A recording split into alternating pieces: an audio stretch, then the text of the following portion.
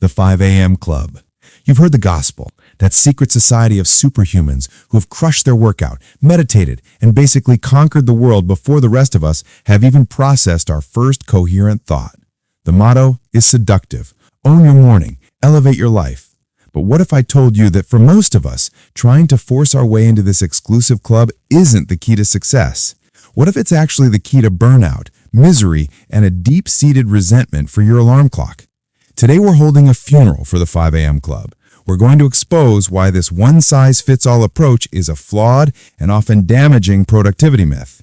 And most importantly, we're going to replace it with something that actually works, a game-changing, science-backed approach that's tailored to your body, your biology, and your life. Stick around because by the end of this video, you'll have permission to break up with 5 a.m. for good and build a morning routine that you don't just tolerate, but one you actually love.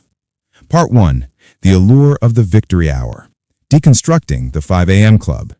Now, before we bury the 5 a.m. Club, let's understand why it became so popular. The concept is genuinely inspiring at its core. It's built around a central idea. The victory hour, that first 60 minutes after waking, is your golden opportunity to set the trajectory for your entire day. The prescription is precise. It's often called the 20-20-20 formula. You dedicate the first 20 minutes to move. This means intense exercise, something to get you sweating.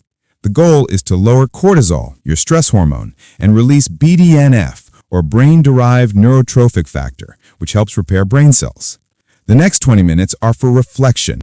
This is your time for silence, meditation, prayer, or journaling.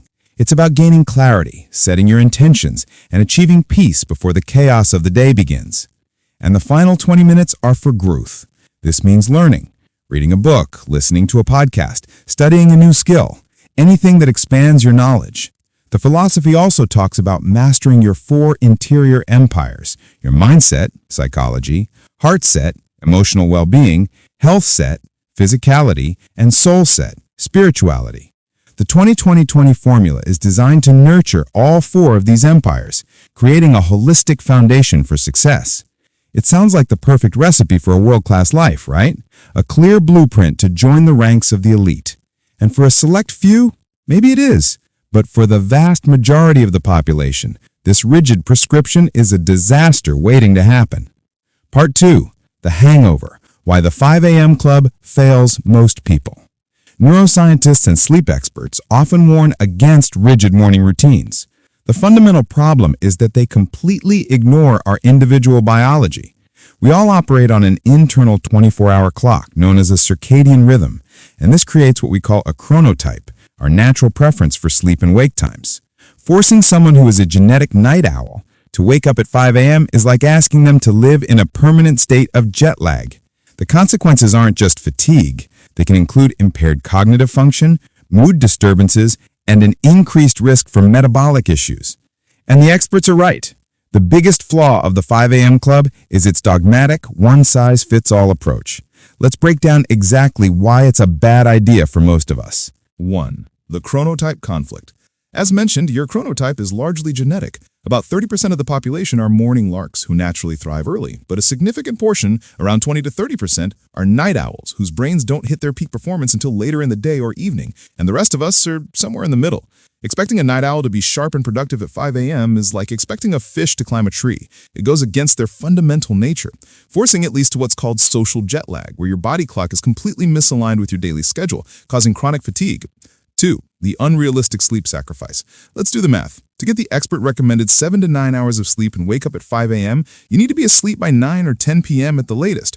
For people with demanding jobs, young children, social commitments, or partners who are night owls, this is often completely impractical. What happens? You sacrifice sleep. You end up getting 5 or 6 hours, telling yourself your discipline will make up for it. It won't. Chronic sleep deprivation sabotages your focus, creativity, and emotional regulation, the very things you're trying to improve. 3. The shock and burnout cycle. The advice to just switch your alarm from 8 a.m. to 5 a.m. overnight is a recipe for failure. It's a jarring shock to your system that will leave you feeling miserable and exhausted. Most people who try this traffic leap last a few days, maybe a week before crashing. They hit snooze, feel like a failure, and abandon the idea of a morning routine altogether. This all-or-nothing approach creates a cycle of guilt and demotivation. 4. The joyless chore. A morning routine should empower you, not feel like a punishment. If your first waking hour is a relentless, high-pressure grind that you secretly dread, it's not sustainable. Joy and personal preference are critical components of building habits that last. The 5 a.m. club can often strip that away, turning a beautiful concept, starting your day with intention, into a joyless chore. Part 3, the game changer. Build a morning routine that actually works for you. Okay, so we've declared the 5 a.m. club dead. So what's the alternative? A personalized, flexible morning routine that honors your biology and fits your life. The goal isn't to wake up at a specific time, it's to start your day with intention, whenever that may be. Here's your new game-changing framework. 1. Find your flow. The SAVERS method. A fantastic, flexible framework to consider uses the acronym SAVERS. It stands for silence, meditation, prayer, or just quiet reflection. Affirmations, reciting statements that align with your goals. Visualization, mentally rehearsing your perfect day or achieving your goals. Exercise, any kind of movement that gets your body going. Reading, a few pages of something inspiring or educational. Scribing, journaling your thoughts, gratitudes, or plans. The beauty of SAVERS is its flexibility. You can do it for 6 minutes, 1 minute per activity, or 60 minutes. You can do it at 6 a.m. or 9 a.m. It's a menu of positive practices, not a rigid prescription. 2. Start ridiculously small and use habit stacking. Forget the victory hour, start with a victory minute. The secret to building habits that stick is a technique known as habit stacking. The formula is simple. After current habit, I will new habit. Instead of I'll wake up at 5 a.m. and meditate for 20 minutes, try after I turn off my alarm, I will sit up and take 3 deep breaths. After I brush my teeth, I will do 5 push-ups. After I pour my first cup of coffee, I will write down one thing I'm grateful for. This approach links your new desired habit to something you already do automatically, making it almost effortless to adopt. 3. Listen to your body, not the gurus. This is the most important rule. Your body is your greatest source of data.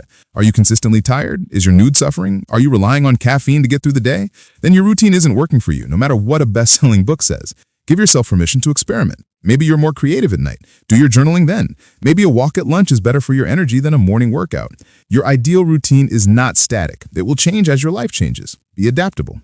Part 4, your new morning mission, intention over intensity. The goal of our morning routine was never about earning a badge of honor for waking up in the dark. It's about creating a pocket of time to serve yourself before you serve the world. It's about reducing stress, gaining clarity, and building momentum for a positive day. So let's kill the idea that your worth is determined by your wake-up time. Let's bury the guilt and the one-size-fits-all dogma. The 5 a.m. club is dead. Long live the personalized morning routine. Long live starting your day with intention, not intensity. Long live a morning that truly serves you.